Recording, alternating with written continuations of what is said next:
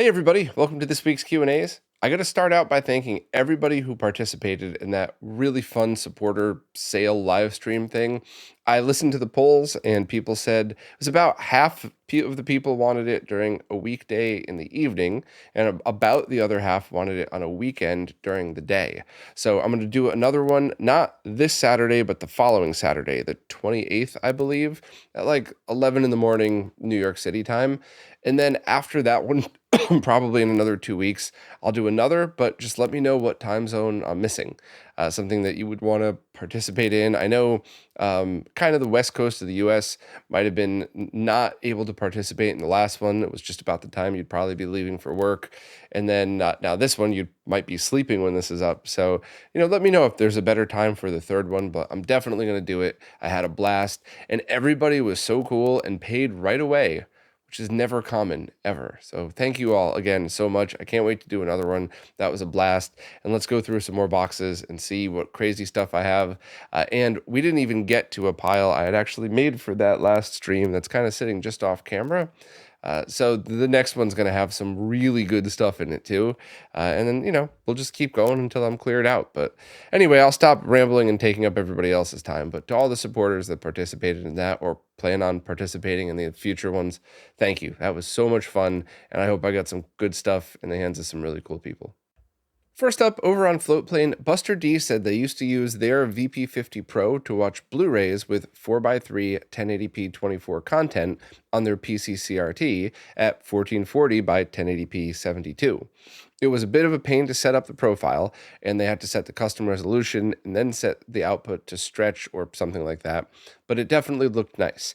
Probably easier to just use a PC with a custom resolution refresh rate nowadays, though.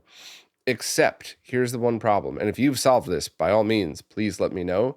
How do you know that your player is actually running it at 24 frames per second? And that is something that I ran into a lot. I dragged Dan Mons into testing with me. Thank you again, Dan, if you happen to be listening. But what we found is that a lot of players would do 3-2 pull down on 24p content, even if you were running in 72, 96, or 120 hertz modes. So that was very interesting to see. And it would have to be both a player and a custom resolution and refresh rate output that would work in tandem. Now, obviously, if you have like an NVIDIA graphics card, you could set it to whatever and it should work, but that's going to be a big problem. So if you have something like a Blu-ray player that could output 1080p 24, which most have that option, running it through the VP50 and using it to downscale or to just crop the sides and watch it at 1440 by 1080, that would be a much better thing because that would guarantee that you're actually running it at 24 frames per second tripled. So you get that proper film motion and not that weird 3-2 pull down judder. So the Tink 4K is able to do this. It still requires a bunch of tweaking in order to be able to do it.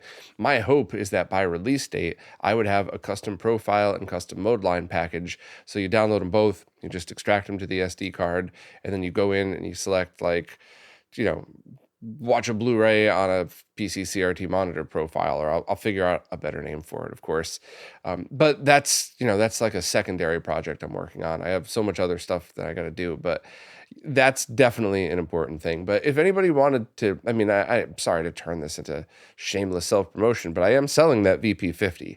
So if anybody's interested in messing with stuff like this, it is a great device, and its downscaling is very good as well. And that's the thing, like my Oppo Blu-ray player does beautiful upscaling and horrible downscaling. It's all pixelated and weird, whereas the PS3 does a very good job playing 1080p content in 480p. So that's another thing, whereas, downscaling for the purpose of retro gaming, just removing every other line, the Tinks do an excellent job.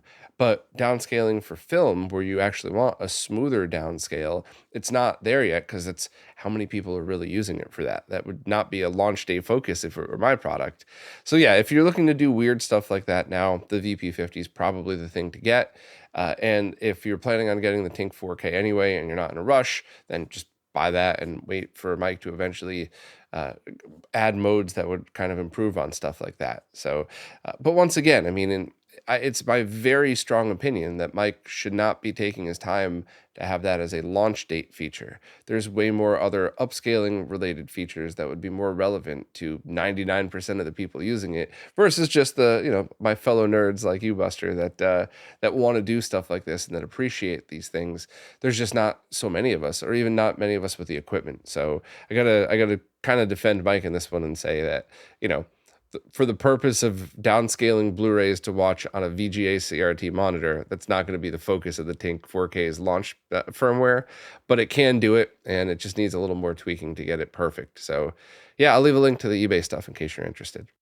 Next up, over on Patreon, Tim the Gamer 23 had a thought that they were just kind of pondering. How far can you take modding in ODEs or flash carts before original hardware isn't considered original anymore? Now, that's definitely going to be a decision that you have to come to yourself, and I will share some perspectives. There are some people out there that think even just cracking open a console or changing, doing a preventative maintenance recap makes it not original. I don't at all believe that. There are other people who think that doing preventative maintenance, like fixing things that are broken or doing capacitor replacements to make sure that they don't leak out and kill the console, but that's it, nothing else, is as far as you should go when you still consider it original consoles and original experience. I don't disagree with that, but I do have a few a few other thoughts that I kind of go for. Whereas I do think that for the most part, optical drive emulators and ROM carts are really just solving problems and not so much destroying the original experience. Now, if you're somebody who putting that cartridge in and feeling that click or hearing the disc spinning up, if that's important to you, then yeah, then it's not original hardware anymore. That's less important to me. From the modding side of things, when you do something like the subcarrier bypass on the original Sega Genesis Model 1, so let's say instead of doing a triple bypass, you do a subcarrier bypass and you recap it. What you're essentially doing is fixing problems that Sega had from the factory. And there were problems that some of them looked terrible even back then, and some problems you can't even really notice unless you had a flat panel or a PVM or something like that, things that you wouldn't have had in the 80s when it was released. So stuff like that, I think, walks a line of, and same thing with the SNES Mini, re-enabling S-Video and RGB on that. That walks the line of, yeah, it's changing it. However, they're not cutting anything. You could always reverse them. And I think that kind of walks down the line of RGB bypasses, triple bypass, stuff like that. Yeah, you're definitely changing the console, but if you do it in a way where it could be reversed if you choose so, that's where I still am okay with it. It's only when you're drilling Swiss cheese holes in the back of a console and cutting traces that cannot be repaired and stuff like that. Like the 3.6 bypass for the Neo Geo removes composite video, but you get so much better RGB. And if you ever wanted it back, you could just very carefully reconnect those traces. So it's got to be up to you on how far you want to go. But for me personally, if you're still turning on an original console, it's still the original experience or close enough to. But, there's a huge gray area in there. So make your own decision, and also just consider other options these days. So if you are somebody who's only ROM focused, but you still love your nostalgia, still go to retro game shops, go to expos, pick up your favorite cartridges, and, but have some reason. If you love Neo Turf Masters, don't spend $15,000 on it unless you're mega rich and want to spend that money. Play it on the Mister or something like that, but go get a different Neo Geo cartridge that is super special. That's not $15,000. So it's all up to you. I just like to offer different perspectives on this stuff, and I'm cool with everything. The only thing I wholeheartedly disagree on is that you shouldn't even open consoles. Anybody that's ever owned a Game Gear, Turbo Express, an original Xbox, they'll all laugh at the thought of that. So other than that, I see everybody else's point on it, and it's got to be up to you, I guess.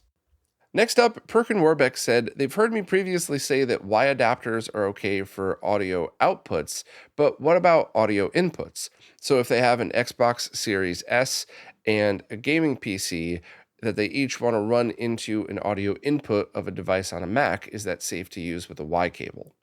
So that's where it starts to get a little bit more complicated. If only one of those two sources are powered on at a time, From a safety point of view, it should be completely fine. I would not have them both powered on at the same time. I would buy a mixer for that. You could get them super cheap, especially if you're talking about older analog audio. There were some Radio Shack realistic brands that used to be out back in the day that you could probably get for near nothing now that didn't suck. I don't know about any newer ones that are on the cheaper side, but I would absolutely find that if you need both of the audios coming in together, because you could ride the levels and you could make sure there's no clipping, and it shouldn't cost you much money at all. If you really do just want one on at a time, though, try it. The worst thing that could happen is you get some ground hum or some other interference, and you wasted some money on a $3 3.5 millimeter Y adapter that goes in your bin to use for a future product. That's fine. The only thing I just wouldn't do is have them both on at the same time with a Y combiner, because while it might be fine, it'll definitely get you some interference, some clipping. It's not the intended. It's almost definitely not what you're intending to do with this. So for one at a time, sure, give it a try. It's perfectly safe. If you need both powered on at the same time, any mixer, and even if you have to go from 3.5 millimeter to RCA, there's other $2 adapters that could do that for you as well. That should be pretty easy to work all of this out for you. So yeah, I just one at a time, sure, both at the same time, probably fine, but I wouldn't do it. Next up, Vert Penguin said they're going to move away from CRTs to go full digital for their screen on their beloved retro cart. They have a Mister and an OSSC in their setup. They have an old Packard Bell flat screen, which is VGA and DVI. The screen, despite its age, is very good. It has no ghosting whatsoever and a glass panel. Unfortunately, when they use it with their Mister, they get no signal with a cable that's HDMI to DVI. They tried 2 cables with the same result. Also, the HDMI is working fine, and the DVI mode is set to 1 in the Mr. I&I. Do I have any clue on what's happening? Also, their OSSC seems to freak out the screen. It turns on and then off rapidly. They think it's something produced by the OSSC. Would a RetroTink 4K or 5X do better? So, I just want to double check something.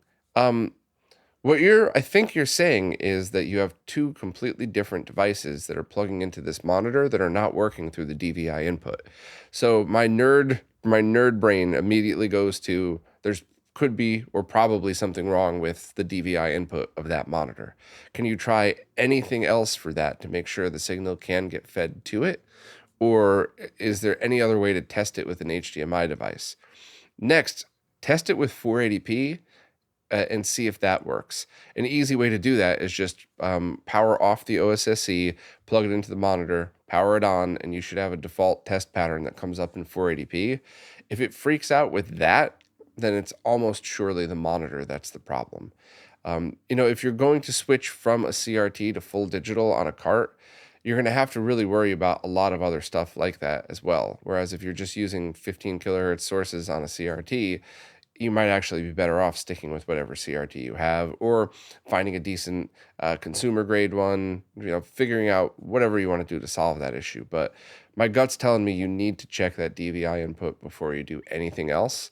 And worst case scenario, if you really love that monitor, you can get like a really cheap $8 HDMI to VGA converter and use that in the VGA input of the monitor for both of those. But I would just check that input first, and I'll leave a link to the DAC that I've been using that should be in stock, that should be okay. But if you're listening to this in the future, don't count on it because these things change very often. But I'll leave the link to the one that I've been using so far, or recently, I mean. Next up, Alan Kebab said, I mentioned the Framemeister recently, and they wondered how it now stacks up against the latest scalers such as the RetroTink 5X. Is there still a place for it in people's rigs, or is it way behind the times now and considered a bit of a relic?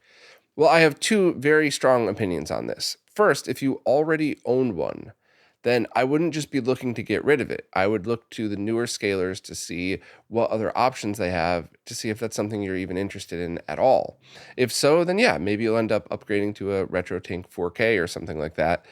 However, if you're in the market now for a scaler, I would never recommend the Framemeister just because there's other options out there that are priced the same that could do a lot more. The Tink 5X has those absolutely awesome CRT emulation filters. All of the other stuff Mike's been adding over the years to it. It is about as complete of a product as humanly possible. The Tink 4K is just bringing it to a totally different level. The OSSC and OSSC Pro are both great options as well, depending on what input signals that you use, and all of them are lower latency. So not that the Framemeister has high latency, it's just a product that was amazing for its time, and there's better choices now. But once again, if you own one and you like it, there's no reason to sell it for a Tink 5X unless you're obsessed with really awesome CRT filters. But if that's the case, maybe wait and see what the 4K does and see if it fits your budget and your setup better. But overall, I mean, the Framemeister was amazing for its time. It did everything we needed it to, but it's time to move on to other products. And I would, even if yours is working great in your setup, I would just, kind of start thinking long term. Maybe I'll get another scaler next year. Maybe I'll wait till it dies. I don't know, but I definitely wouldn't just toss it in the bin yet. I would kind of just wait and see. The only other thing is if you happen to get one dirt cheap, which never happens, they are still amazing for streaming. So if you happen to get a Framemeister for $50, yeah, get that over a brand new scaler for much more money, because all the other stuff doesn't matter. You're just going to have a really awesome streaming box. But anyway, I hope I added some perspective for that, and I hope I didn't piss off any Framemeister owners. I'm just being honest, because it's a great device, but it's had its time. The Remora has a question that I have absolutely no answer to. I've never done any of this stuff, so I'm going to have to defer to the community and see if anybody would be kind enough to post in the comments and let them know. But they finally get a chance to install DreamPi on their RetroNAS, but it brought up an issue with Quake 2 and Unreal Tournament. They can't play those games with any of the default controls. Luckily, they already have a Dreamcast keyboard, but they can't bring themselves to pay $60 for a ball mouse just to get that Maple connector. So does anyone know of an adapter to use a standard USB mouse on the Dreamcast? So I actually have two or three questions. First of all, why are Quake 2 and Unreal Tournament not working properly using DreamPi in this setup? Second of all, just as a generic question, are there adapters to use USB mice and keyboards even on the Dreamcast? And I guess third, is there any other info anybody has? So I'm really sorry, the Remora. I got absolutely nothing for you, but hopefully some of the awesome people in the community who are listening might be able to chime in the comments. The only thing I would like to politely remind everybody is YouTube deletes almost all links. It does not even go into my held for review bin. It just deletes the comment with the link in it, and I never even know it's there. So if you have a recommendation, please explain it out. So, go to Amazon and search for USB adapter for Dreamcast. Don't just drop in an Amazon link, and it's not me who's deleting the links. I promise you that. So hopefully we could find the answer for you. Next up, Jeff L. wanted to follow up on the conversation of trying to force an NTSC Wii to output RGB SCART because everything else in their setup is RGB SCART, so why not? They said they were able to force PAL60 and USB loader, which produced a stable picture after adjusting V-hold on their monitor, but they couldn't correct the distorted colors. So maybe the issue was my PVM could support NTSC and PAL, and the model you're using is NTSC only. I completely had forgotten about that, so that might be an issue as well. And it's more, this issue is a bigger problem than just getting their Wii running in RGBS. It's because the Wii is also a really great emulation machine, especially if you're on a budget and you already own a Wii. So it's not just about playing Wii games in RGB, it's about also getting the emulation working. So I'm wholeheartely on board with that. The only thing I have to add, though, is I know you're trying to do this on a budget. However, continuing to mess with this stuff might be helpful, but you could just pick up a RetroTink transcoder and be done with it completely. It's just component video in, SCART out, and you're done. So, it's obviously an investment, and I'd much rather try to find a free way to do this for you, but you don't have to worry about NTSC PAL. You don't have to worry about changing your console or anything like that. So I'll leave a link, but just at least consider that and see. Next up, Oliver Clare is looking to create a video documenting the crazy and awesome retro gaming setup they have built over the past couple of years, and just want some tips on how to tackle a video of that magnitude. The one thing I'm going to say before I even answer your question is I've absolutely learned that what works for me often doesn't work with other people. I remember doing an interview with Yahel from Wrestling with Gaming talking about how do you do your setup? How do you do yours? And I said how I had done it at the time, and he was like, that would drive me crazy. I could never do it. Whereas at that time, it was very helpful for me. So I can give you the advice that I personally would do right now. I could throw out another tip. But let's just I'll just jump right into it. You had mentioned that you already had to write a script for the video. So what I then would do is record the audio, record you talking, and just record that script and just record it to WAV files and dump that into a timeline. You might also want to take one quick video with your camera as well, just like a test video. You might even want to just do a couple of like white balance shots just to get an idea of what the room is going to look like. These little things, they're very cheap. I think they're just about $10, and you just put them in front of your camera. You make sure you're reflecting the light properly, and you could use them in post-processing to make sure that the colors aren't all weird. Now, you might think I'm getting a little obsessive, where especially when my videos aren't even that good, but that's a very basic thing that you're going to want to do, because what if you have different color or different color temperature lights in different parts of the room? So that's always good to kind of normalize things. But I would take one or two shots just so your video editing software knows what the video is going to be like, and I would dump that into the timeline first. Then I would put all of the audio that you recorded, and then I would shoot video based on your script. So if your audio says, and now here is my modern gaming section, so I want to show my Xbox Series X, so then now you know, okay, well, I'll do a shot where I pan the camera over, and now I could be at that, and then sometimes I even have the timeline playing on my computer here as I'm doing the shots right behind me or right to the side of me. So I know that I'm holding on to whatever I'm talking about for long enough and zooming in at the right times and stuff like that. So if you've already written a script, I would do the audio first and then drop the video files over it. And then I personally always do the me on camera shots at the very end because y'all know what I look like. So if there's ever a time to put any example other than me, I would do that. The only exception is when I'm trying to say something silly or snarky or whatever else, and I want to, make a stupid face while doing it. That's most of the time. It's rare that I feel like I need to be on camera, though. Usually I want to do anything else.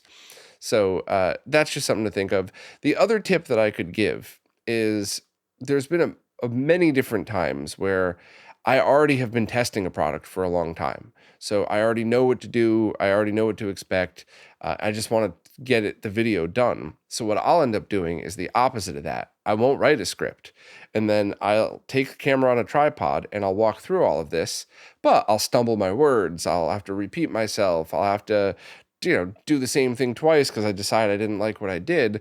But I basically do the whole thing that way, put it in the timeline, edit it out, and then go and re-record all of the audio. There's some really good transcription stuff out there. Premiere even has it built in that's not terrible, where if you do that, you could just export the entire video as a text file.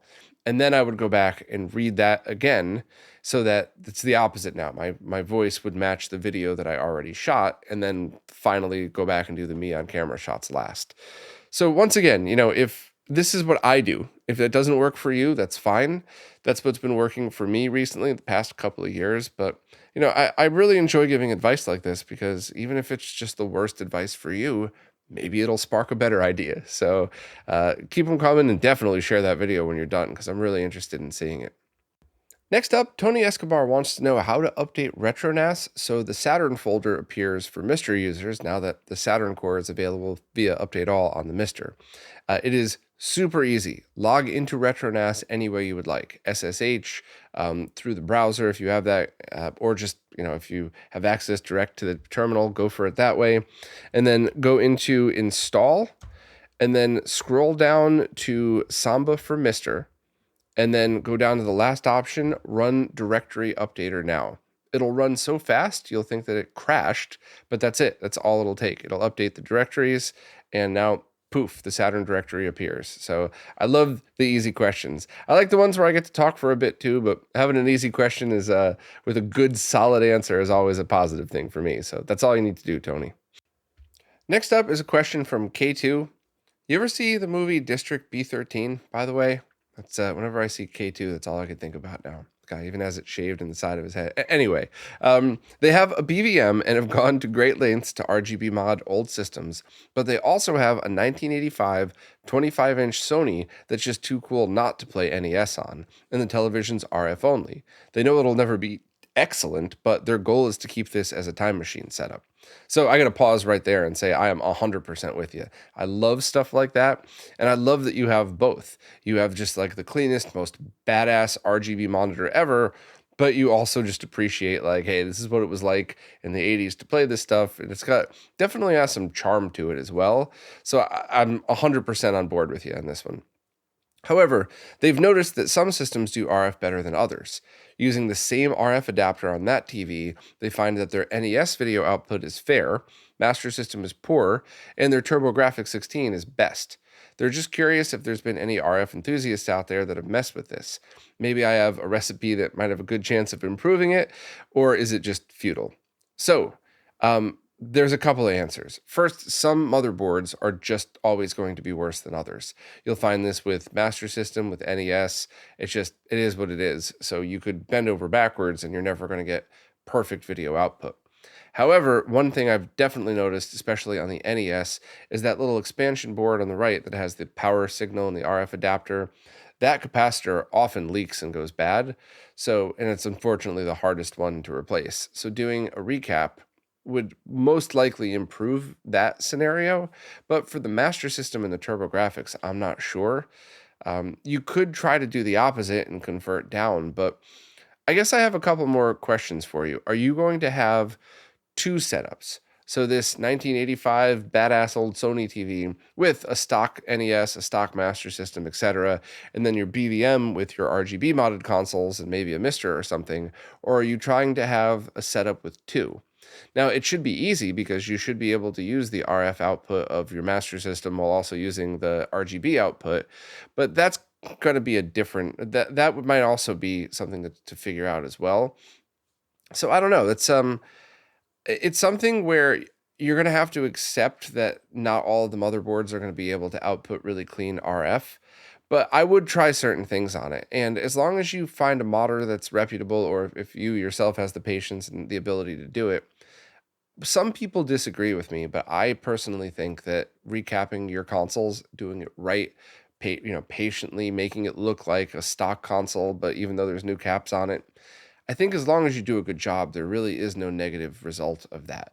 Because what if you spend the time, you spend all day just painstakingly recapping this thing, and you make it look just like a factory brand new NES, and it doesn't improve the video quality at all?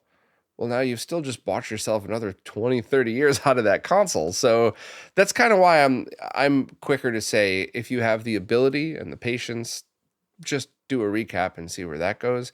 Not for monitors, that's different, but for NES, Genesis, stuff that isn't too complicated to do, I would start with that first and kind of go from there. But if anybody else has any thoughts, I'm definitely open to this. Whenever I embrace RF, I embrace it for everything, all the interference. I just kind of go down that road. Another thing that you could try is you could get any one of those adapters, whether it's the brand new one from Mr. Add-ons or an old VCR or one of the off-the-shelf ones from the early 2000s, but you could get a composite to RF adapter and see if that improves it. And if that's the case, it could just be that the circuit around the RF wasn't built well because maybe it just didn't really matter that much.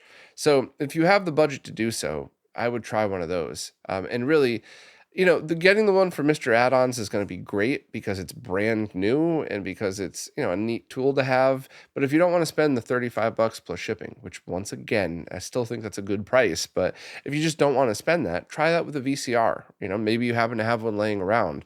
You should, to hook up to that awesome 25-inch Sony. So maybe this is an excuse to get yourself a VCR and then have composite video go into that and have the VCR's RF going out and see what happens. Do you get a better signal? Is it exactly the same? And that'll really help you troubleshoot stuff like this. It could be the capacitors on the tuner part of the TV, but now you're getting into recapping a TV, which, at that point, unless the caps are leaky and you don't want it to die, I would kind of use that until you didn't have that option anymore. But those are just my thoughts. Please let me know if you want me to elaborate on anything, and always feel free to ask more questions. Next up, Belmont is looking to do an OpenTendo build, and one of the things that they were going to source was that new Power RF module, the one I was just talking about with K2, and they were wondering if I had a suggestion on which one to pick up. Some were supposedly good, but people have had some issues with them recently. And I have only tested one. I've only tested the one replacement board from the Real Phoenix. I believe they have a new revision of that coming out soon. So you might want to message them and see.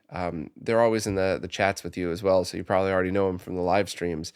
But I would check and see what the status is on that, because that's gone through many revisions and gone through all the bumps in the road of a new product. If not, you might want to look back at some of the original released ones from Bordy that are much more basic. And that's not an insult. That's a good choice. If you're looking to only do an original NES type of thing with no extra features, then the basic one is what you would want. Just power and then standard video output. So I would look at both of those. I don't mean any disrespect to the other boards that are out there. I just haven't tested them, so I have no feedback.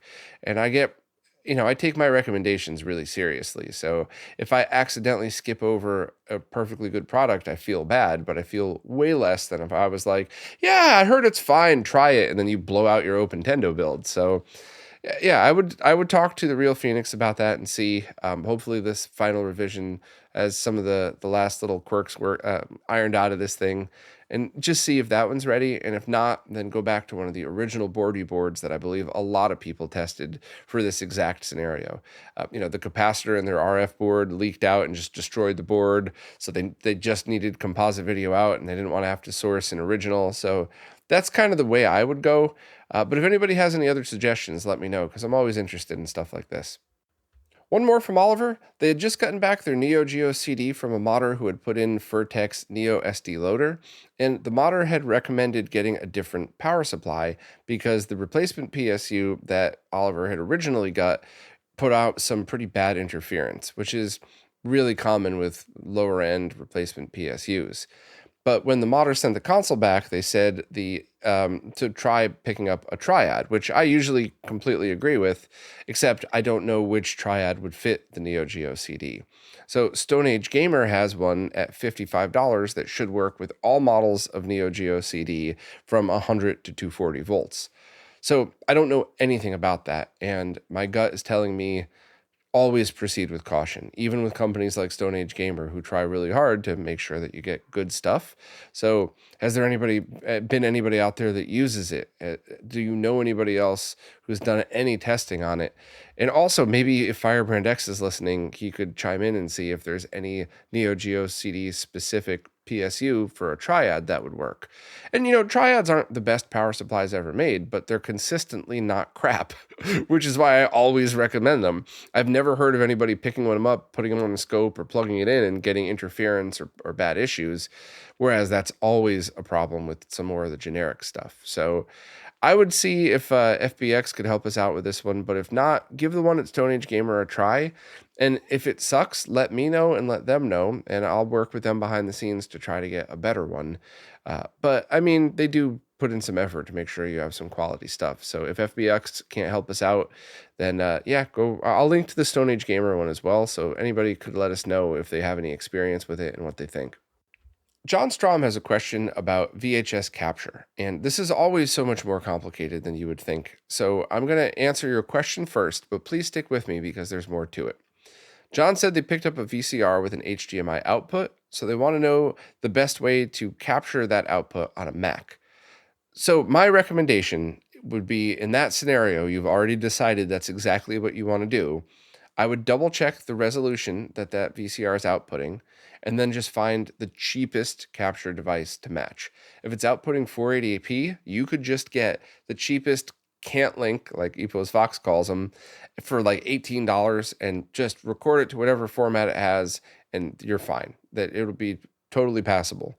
If it outputs 1080p, you're going to want to do the same thing. Get any cheap Mac compatible USB capture card that can handle up to 1080p. You don't have to worry about what we often talk about in retro gaming about compressed colors, uncompressed.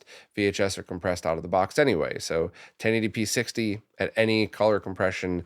Just get your capture to whatever format. H.264 is totally fine.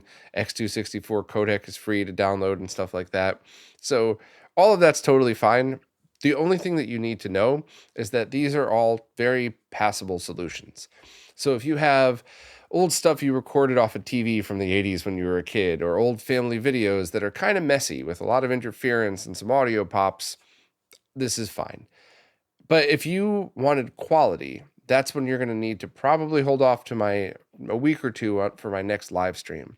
So I'll give you a very quick rundown. The last time I tested a bunch of random capture cards and capture devices that I had, as well as a DVD VCR combo unit, the one that was selling for like $600 on eBay for a long time because people were obsessed about the combo unit with an HDMI, as well as a DVD recorder and nice VCR separate, so 2 devices.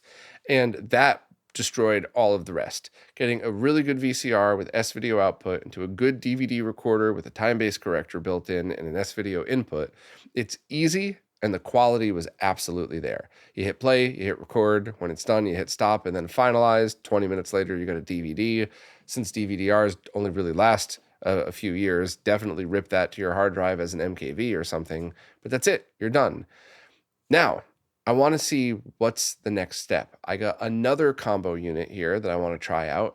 I also have a data path capture card that's supposedly very good at composite and S-video.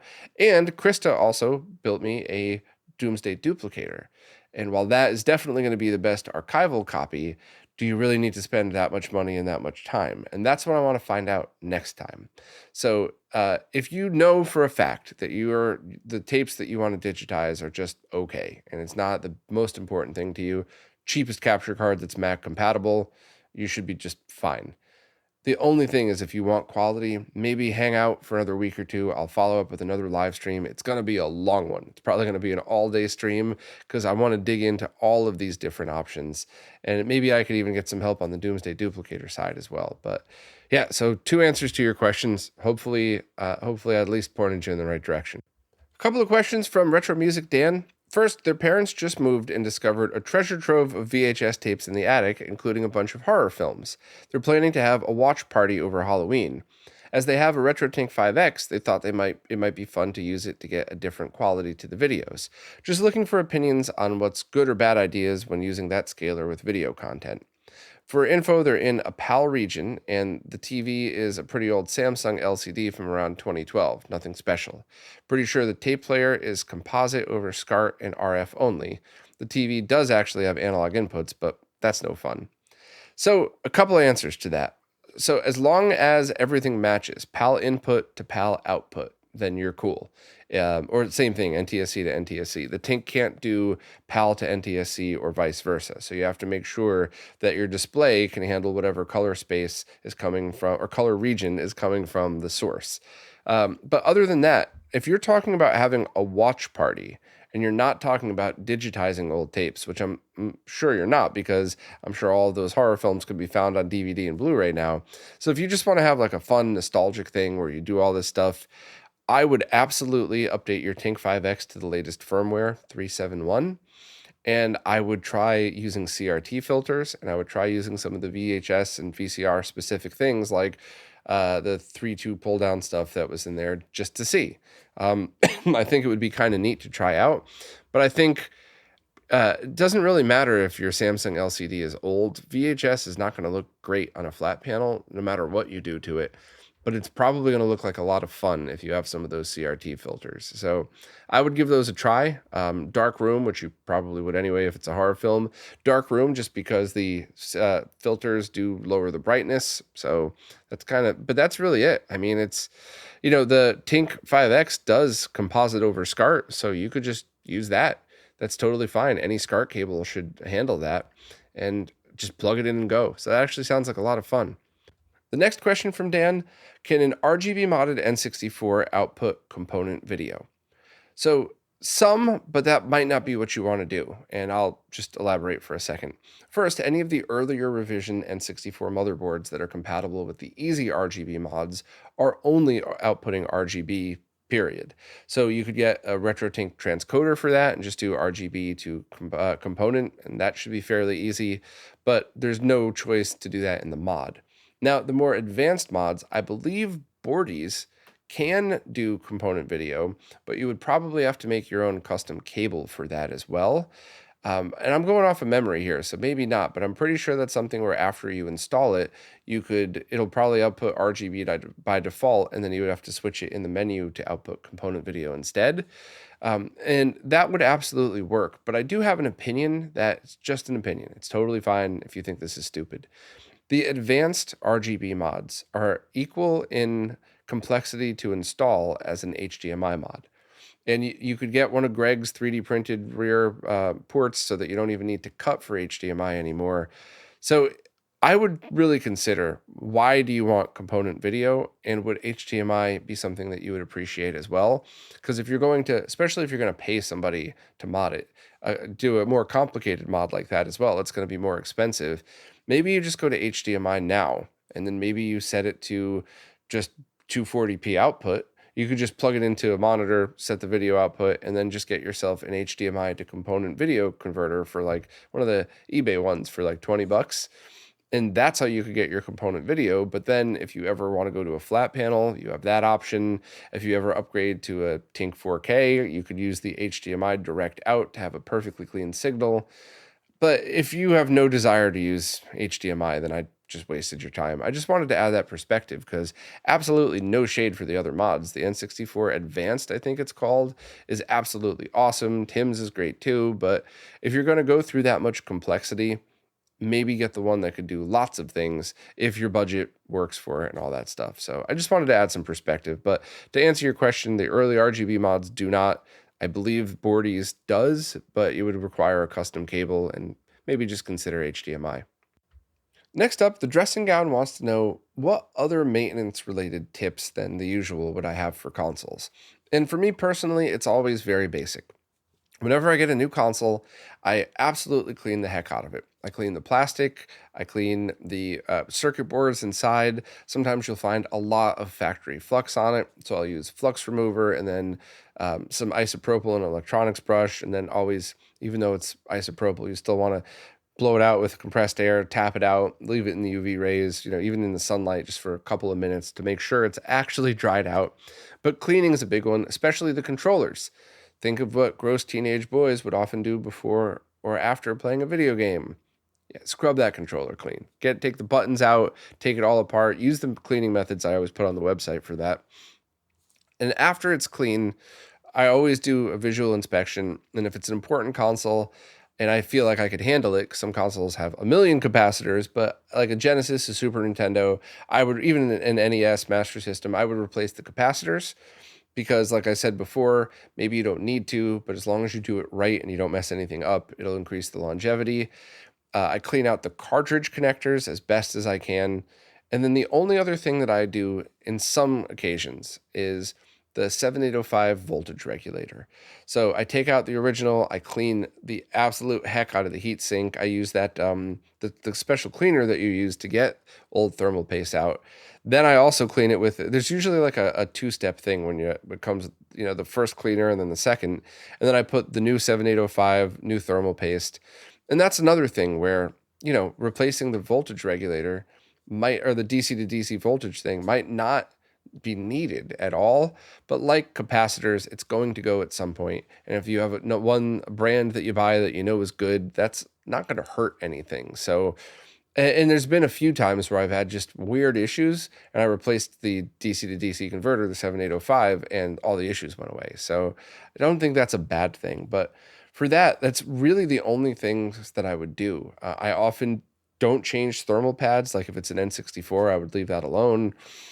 But I mean, those are the basics. Other than that, it would really just depend on what consoles and if there's any known issues. Like Super Graphics and Neo Geos have that one plastic part that could scrape your motherboard. So either snip it or put some double-sided tape on there or even just some black tape to prevent it from scraping. CDXs have a similar issue where you should put some black tape underneath the CD assembly to prevent that from scraping.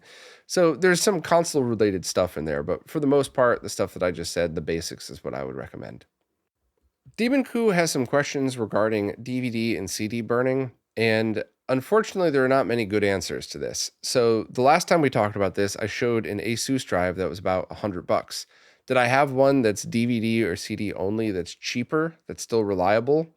None that I know of. You could find used ones, obviously, but then you're using used equipment. So I would say if you find, like an old Plex Store drive, I would pick that up and see if you can get that for 40, $50, fine. But a lot of Plex Store drives that are known to being really good quality for burning sell for more than that ASUS drive that I linked to. So that's why I would recommend that. It's not that I'm telling everybody you need to get an Ultra HD drive to burn CDs. It's price versus what you get. So if you're on a budget, try to find some used ones that used Plex stores that might work for cheap. And if anybody else has any ideas, I'm definitely all ears. And also, when it comes to recommendations for disc quality, there are some misleading brandings that like to imply that they were the good quality ones. So, do I have any recommendation? No, nothing. The last time somebody discussed this issue, they supposedly found real Taiyo Yuden discs, in which I bought like 300, I bought like 100 of each type. And then that was 5 years ago, and I still have most of those. So, can anybody else help out? Does anybody else have recommendations for something linked on eBay, Amazon, AliExpress, something that's good media that's known to not be bad? And does anybody else have any other recommendations for burners that can handle older stuff, excuse me, at slower speeds that would be good for retro? I'm all ears. I'd like to know that myself, but if you want to just kind of skip to the end, that ASUS drive should cut it. And I don't know about the media. That would be very cool to find some links for that. Well, that's it for this time. As usual, if you're a supporter, ask any question that you would like wherever it is that you support in the latest Q&A post, because the way these services work, I can't really figure out what's a new question on an old post.